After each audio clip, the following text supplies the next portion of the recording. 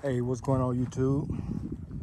I'm about to give y'all a quick demonstration of how to start a campfire when you out at the campground, or if you're in your backyard and you want to do a little campfire, bonfire, or whatever like that. But mainly for when you at the campground.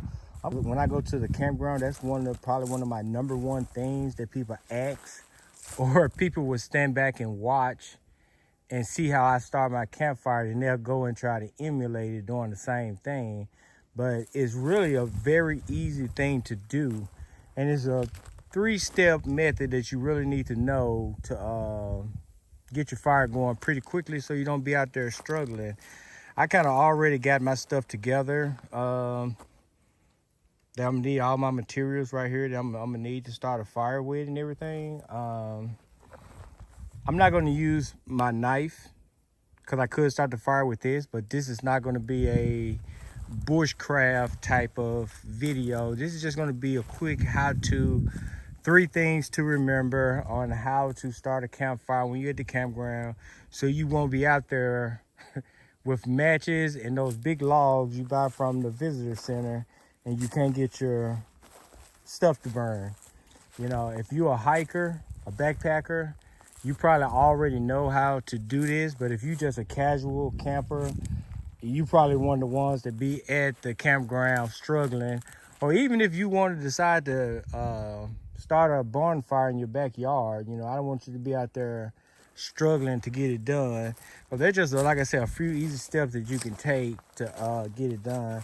I'm going to use matches, and I'm going to assume if you're just a casual camper, you're going to have matches, or you're going to have a cigarette lighter.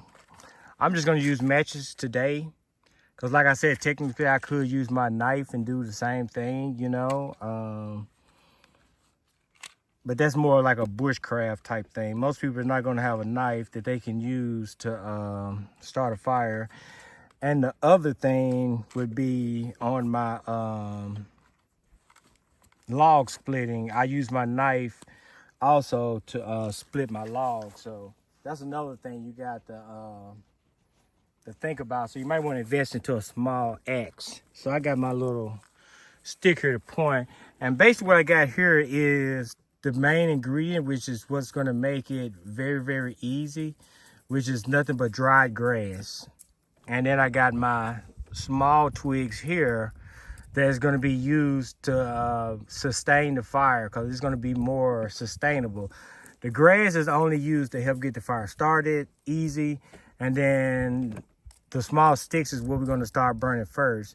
Now, if you are a backpacker, you probably use small sticks through the whole entire process, because small sticks are going to burn the shortest amount of time. They're not going to burn for a long time, and usually if you're a backpacker, you don't want your fire to be going on for a very, very long time.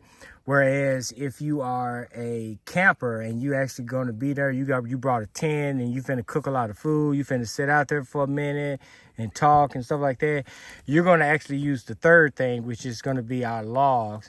Now, these here, normally I would split them. I don't burn them usually full like this. I normally use my knife and I baton them and just split them up. So even if you buy the ones from the camp stores, if you cut them up, they'll last longer and you'll have more if you split them up, and they'll be easier to burn as well. So keep that in mind. But I suggest, like, the dry grass, you can get like a Walmart bag or something, and after you cut grass and the grass dry, you can kind of rake some up in a bag and just bring it with you. And if you just so happen to be able to get like the wood chips from like a chainsaw or something like that, that would actually work as well. But most times you're going to buy this grass is going to be what's going to be more available to you to get your fire started, you know. And the small sticks too, this is something else you can get from your house. Sometimes you can hike on the trail, take your little bag with you and hike on the trail and get you some small sticks like this and break them up. And you can use those small sticks, you know.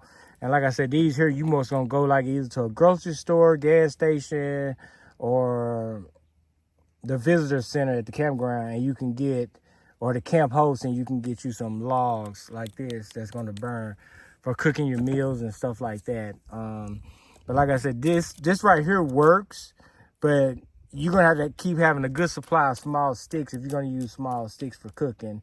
Unless, like I say, you're a backpacker or something like that, you're not gonna be out there for that long. So I'm gonna show you how to put it together, which you probably most of them probably figured it out by now on how I'm gonna get it to burn, but I'm using a spot out here on the ground right here. I already done raked it so I can get the dead vegetation out so that the fire won't spread and go anywhere else. But like I said, if you're at a campground, they're gonna have a fire pit for you to cook in. You're not gonna actually do it on the ground. So safety first.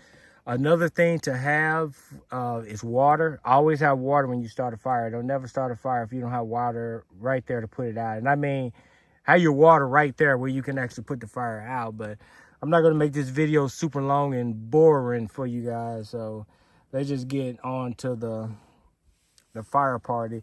And I'm doing this by myself, so I'm kind of doing it with one hand. But you're going to kind of get the gist of how this works. So we're just going to take some of the grass. And we're gonna put some of the grass over there. You can use more, move, or use less. And then I'm gonna take my sticks and I'm gonna put my sticks on them like that. You can do this however you want. You don't have to try to make it look neat. I kind of always, you know, make mine look kind of neat, but it don't have to look neat. It can just be however you kind of do it. Make sure your sticks are very, very dry. And that's going to be very important. You want your little sticks to be very, very dry. So whatever you get, make sure they dry. That's why I said if you can collect them while you're at home, collect them while you're at home so that you can make sure that you have very, very dry sticks. And I mean, pretty much, that's pretty much all we need. We just need to make sure we also keep us some good access to that grass.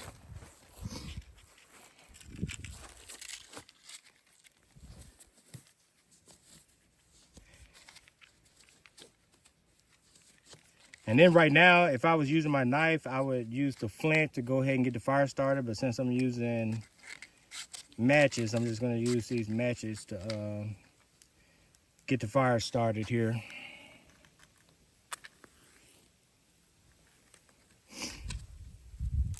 And that's pretty much it.